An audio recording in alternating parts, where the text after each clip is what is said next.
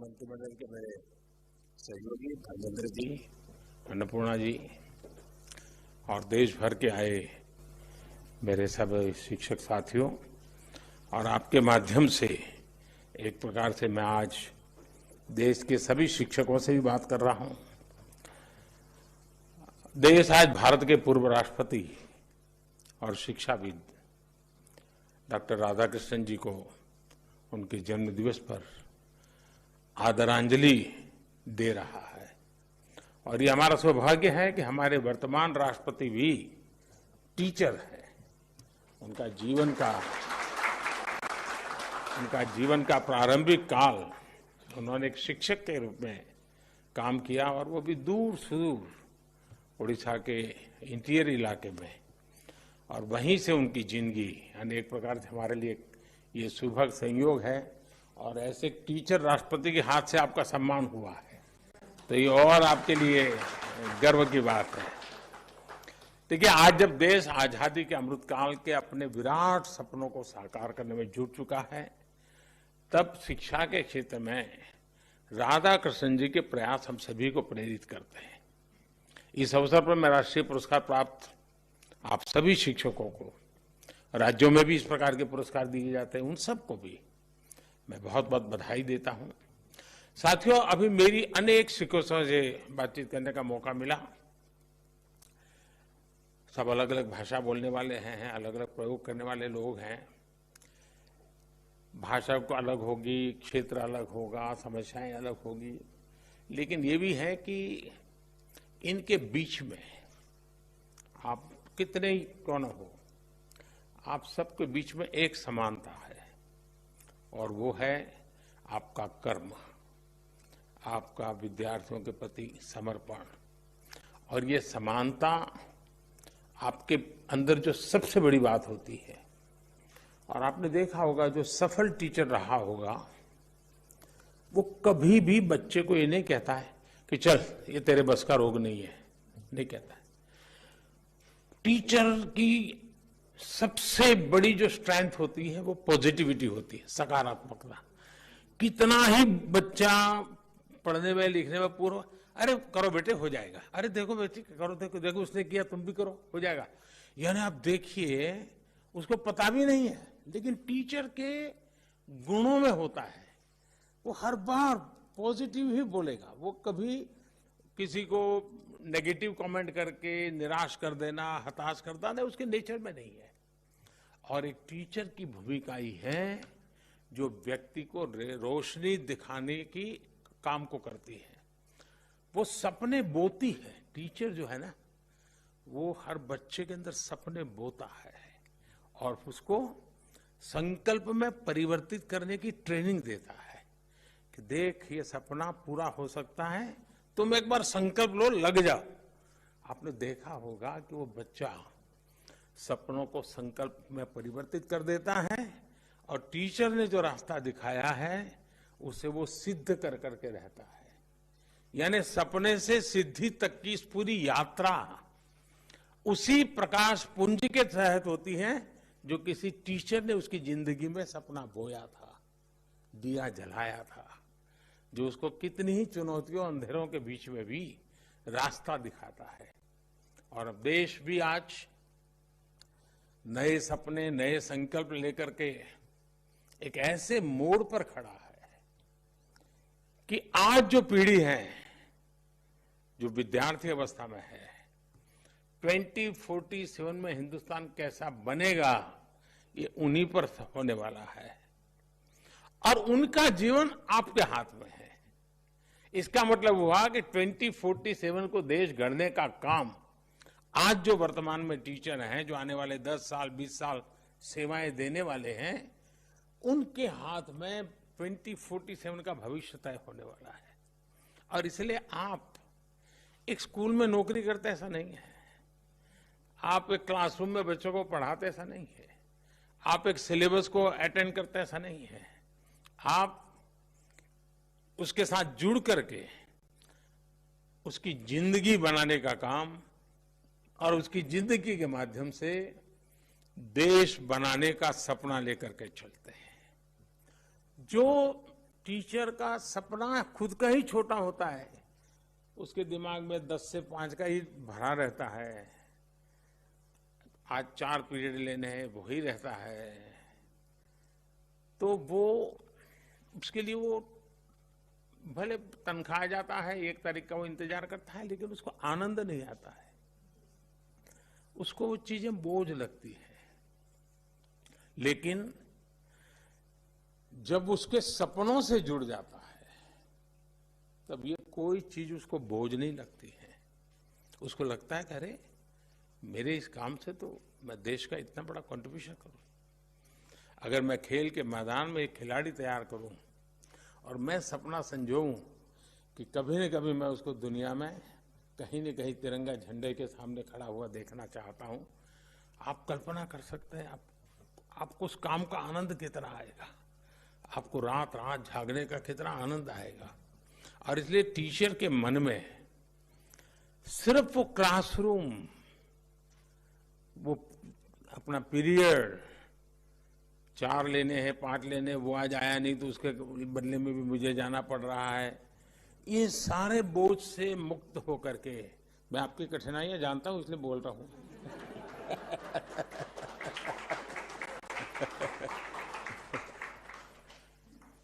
तो उससे बोझ से मुक्त होकर के अगर हम इन बच्चों के साथ उनकी जिंदगी के साथ जुड़ जाते हैं। दूसरा, अल्टीमेटली हमें बच्चे को पढ़ाना तो है ही है, ज्ञान तो देना है, लेकिन हमें उसका जीवन बनाना है। देखिए, आइसोलेशन में और साइलोज में जीवन नहीं बनते हैं। क्लासरूम में वो एक देख लें, स्कूल परिसर में कुछ और देखें, घर परिवेश में कुछ और देखें, तो बच्चा कॉन्फ्लिक्ट और कॉन्ट्रडिक्शन में फंस जाता है। उसको लगता है मां तो ये कह रही थी और टीचर तो ये कह रहे थे और क्लास में बाकी जो लोग थे वो तो ऐसा बोल रहे थे। उस बच्चे को दुविधा की जिंदगी से बाहर निकालना है हमारा काम है। लेकिन उसका कोई इंजेक्शन नहीं होता है कि चलो आज ये इंजेक्शन ले लो तुम दुविधा से बाहर, टीका लगा दो दुविधा से बाहर, ऐसा तो नहीं है।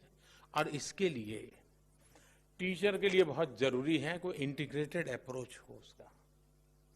कितने टीचर हैं जो स्टूडेंट्स के परिवार को जानते हैं, कभी परिवार को मिले हैं, कभी उनसे पूछा कि भाई घर आके क्या करता है, कैसा करता है, आपको क्या लगता है, और कभी ये बताया कि देखिए भाई मेरे क्लास में आपका बच्चा आता है, इसमें ये बहुत बढ़िया ताकत है जी, आप थोड़ा इसको घर में भी जरा देखिए, बहुत आगे निकल जाएगा। मैं तो हुई हूं टीचर के नाते, मैं कोई कमी नहीं रखूं, लेकिन आप थोड़ी मेरी मदद कीजिए।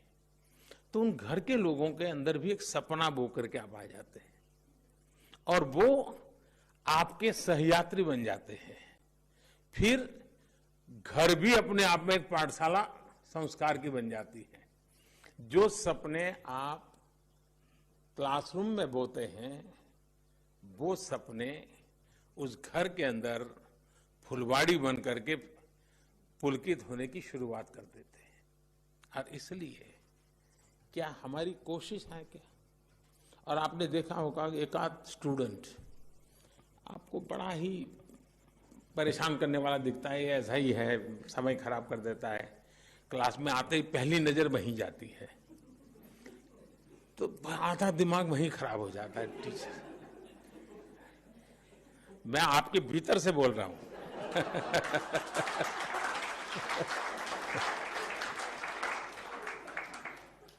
और वो भी वैसा होता है कि पहली बेंच पे ही बैठेगा।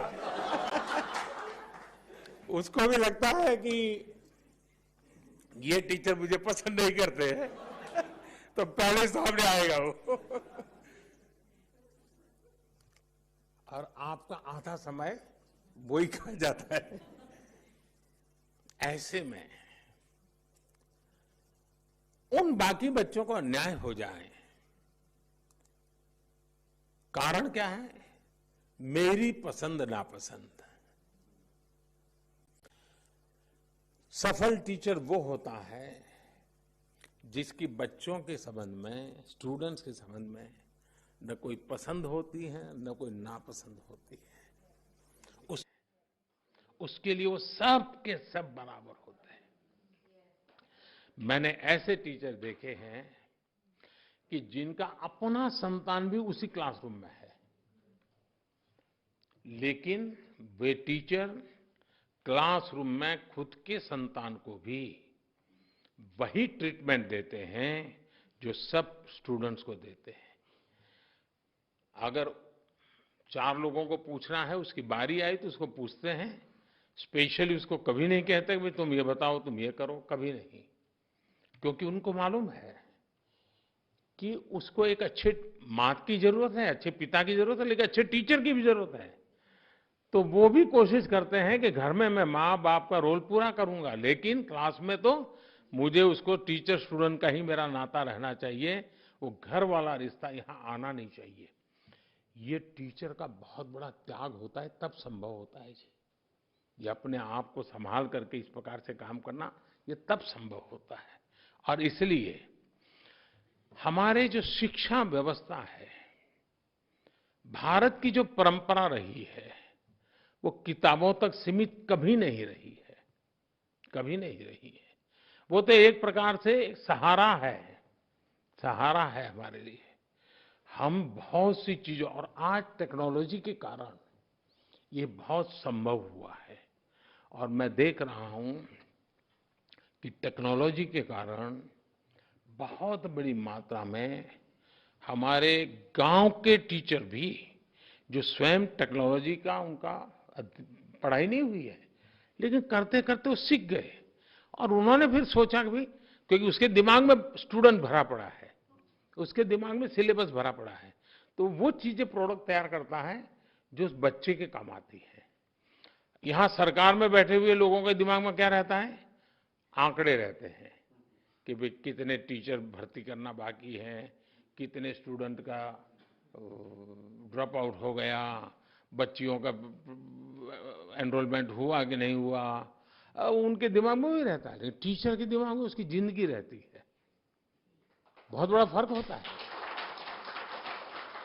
और इसलिए अगर टीचर इन सारी जिम्मेवारियों को ढंग से उठा लेता है, अब हमारी जो राष्ट्रीय शिक्षा नीति आई है, इसकी इतनी तारीफ हो रही है, इतनी तारीफ हो रही है।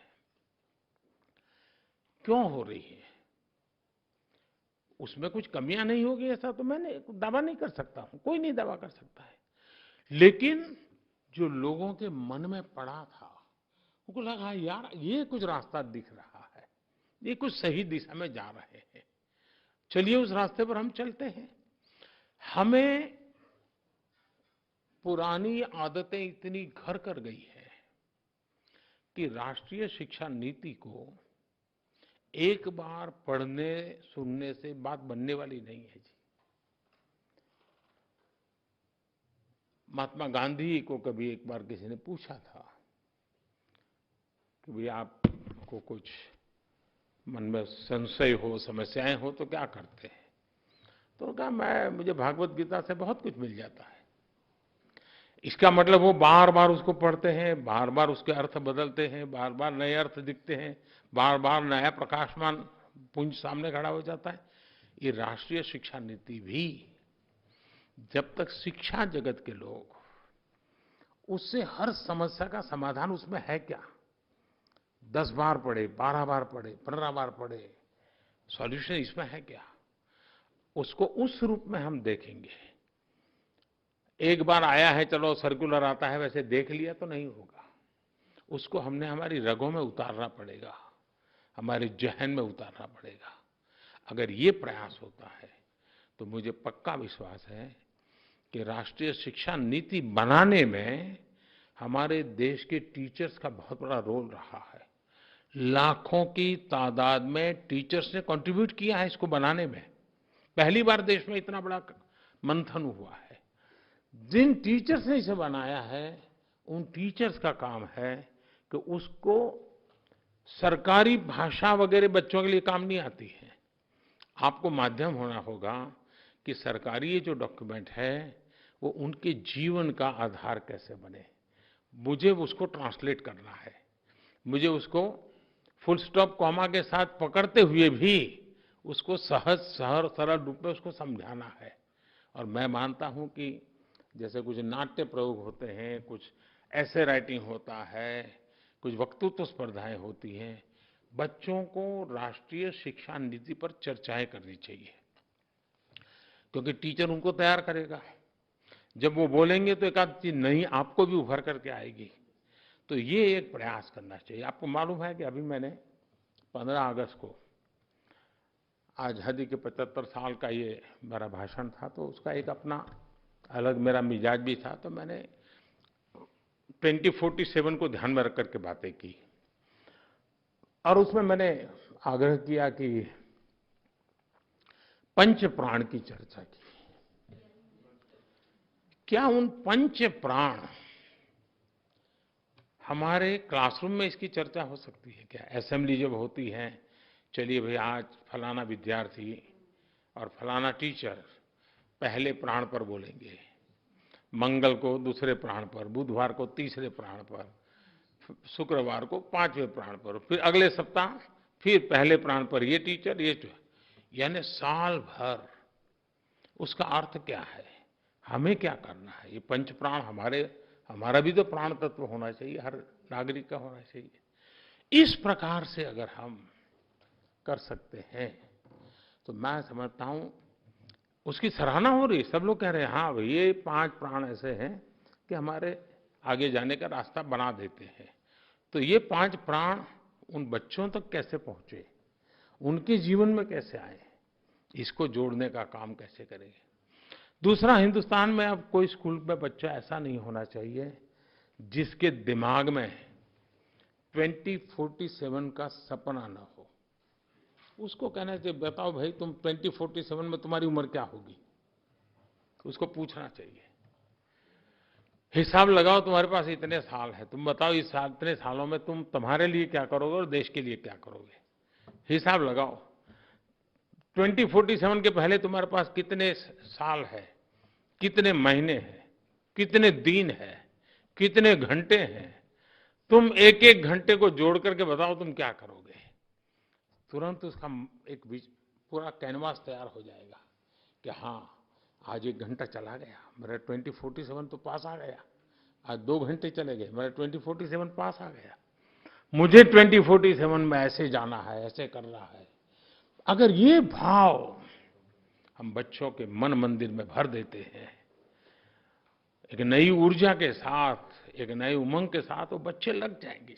और दुनिया में प्रगति उन्हीं की होती है जो बड़े सपने देखते हैं, बड़े संकल्प लेते हैं और दूर की सोच करके जीवन को खपा देने के लिए तैयार होते हैं। हिंदुस्तान में 1947 के पहले एक प्रकार से दांडी यात्रा 1930 और 1942 1942 अंग्रेजों भारत छोड़ो, ये जो 12 साल आप देखिए पूरा हिंदुस्तान उछल पड़ा था। सिवाय आजादी कोई मंत्र नहीं था। जीवन के हर काम में आजादी, स्वतंत्रता, ऐसा एक मिजाज बन गया था। वैसा ही मिजाज, सुराज, राष्ट्र का गौरव, मेरा देश मुझे यहां पर, ये समय है हमें ये पैदा करने का। और मेरा भरोसा हमारे शिक्षक बंधुओं पर ज्यादा है, शिक्षा जगत पर ज्यादा है। अगर आप उस प्रयास में जुड़ जाएं, मुझे पक्का विश्वास है हम उन सपनों को पार कर सकते हैं। और आवाज गांव-गांव से उठने वाली है। अब देश रुकना नहीं चाहता है। अब देखिए 2 दिन पहले 250 साल तक जो हम पर राज करके गए थे, 250 साल तक, उनको पीछे छोड़ करके हम दुनिया की इकोनॉमी में आगे निकल गए।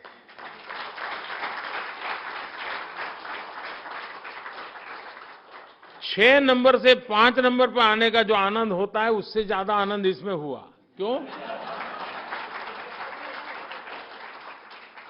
6 से 5 होते तो होता थोड़ा आनंद, लेकिन ये 5 स्पेशल है क्योंकि हमने उनको पीछे छोड़ा है। हमारे दिमाग में वो भाव बढ़ा है, वो तिरंगे वाला 15 अगस्त का। 15 अगस्त के तिरंगे का जो आंदोलन था उसके प्रकाश में ये 5वां नंबर आया है और इसलिए उसके अंदर वो जिद भर गई है कि देखा मेरा तिरंगा और फहरा रहा है। ये मिजाज बहुत आवश्यक है। और इसलिए 1930 से 1942 तक का देश का जो मूड था, देश के लिए जीने का, देश के लिए जूझने का और जरूरत पड़ी तो देश के लिए मरने का, आज वो मिजाज चाहिए। मैं मेरे देश को पीछे नहीं रहने दूंगा। हजारों साल की गुलामी से बाहर निकले हैं, अब मौका है। हम रुकेंगे नहीं, हम चल पड़ेंगे। ये मिजाज पहुंचाने का काम सभी हमारे शिक्षक वर्ग के द्वारा हो तो ताकत अनेक गुना बढ़ जाएगी, अनेक गुना बढ़ जाएगी। मैं फिर एक बार, आप इतना काम कर करके अवार्ड प्राप्त किए हैं, लेकिन अवार्ड प्राप्त किया है इसलिए मैं ज्यादा काम दे रहा हूं। जो काम करता है उसी को काम देने का मन करता है, जो नहीं करता है उसको कौन देता है। और शिक्षक का मेरा भरोसा रहा है कि वो जिम्मा लेता है तो पूरा करता है। तो इसलिए मैं आप लोगों को कहता हूं, मेरी तरफ से बहुत बहुत शुभकामनाएं, बहुत बहुत धन्यवाद।